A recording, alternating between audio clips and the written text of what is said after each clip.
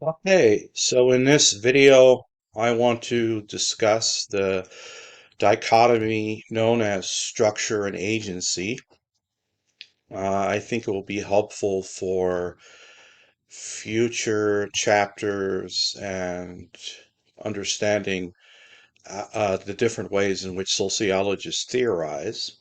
Okay, so let me go ahead and do the next slide.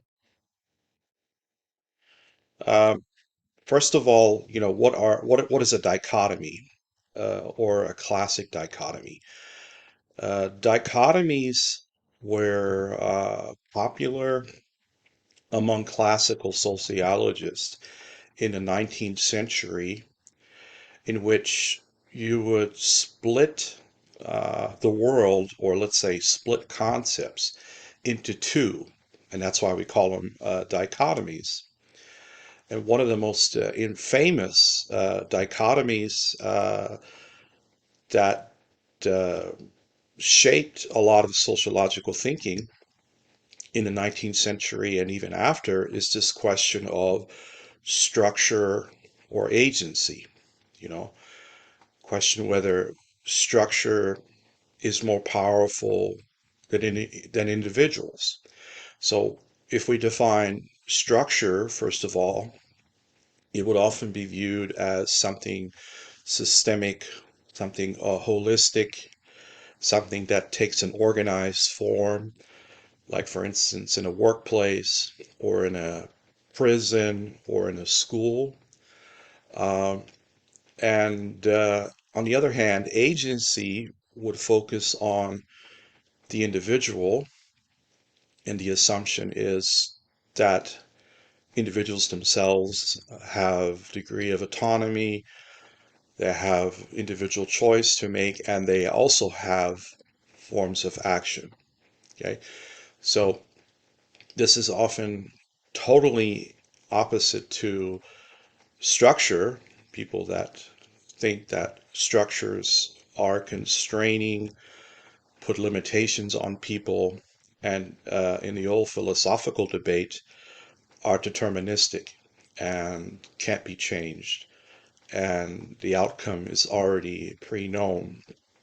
So philosophically, this also goes into the debate between determinism versus free will, whether things are determined in society or there's individual agency and people can break out of this constraint uh, brought by brought by the social structure. Uh, One of the examples I want to give, often you can apply it in the news, is current protests in China about zero COVID policy. And here, structure would be represented by the power of the state to regulate, movement and mobility of people. And counter to structures, we see people protesting, right? And we see people challenging the authority of the state.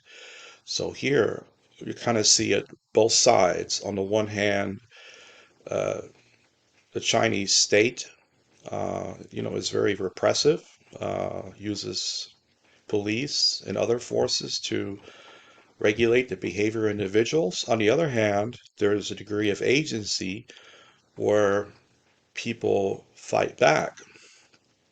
Okay, so I think this is a very good illustration between structure or agency debate.